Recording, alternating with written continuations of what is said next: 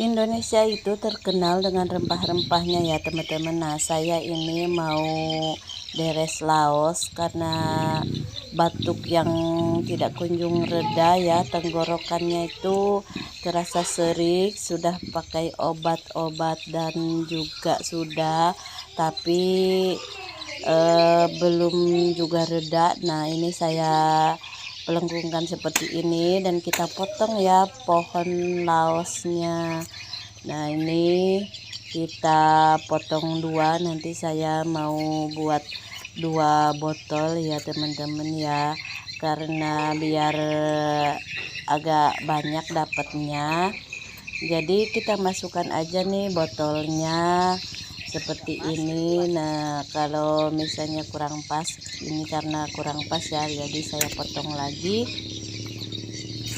Jadi karena botolnya mulutnya kecil, terus pohon laosnya besar, jadi cuman 1 batang 1 botol. Kadang-kadang biasanya kalau batangnya tuh kecil-kecil ya teman-teman ya, 1 botol itu bisa masuk 3 batang pohon laos ya.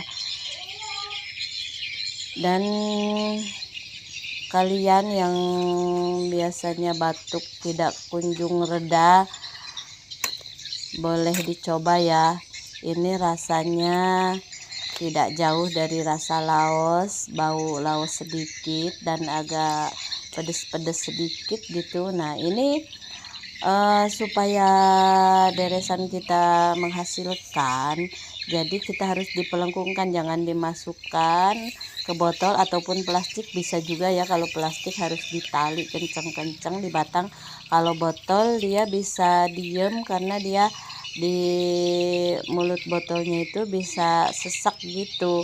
Nah, kita tali aja, kita pelengkungkan atau dikasih beban yang biar enggak naik ke atas. Kalau naik ke atas dia tidak akan ada isinya ya, harus melengkung seperti ini.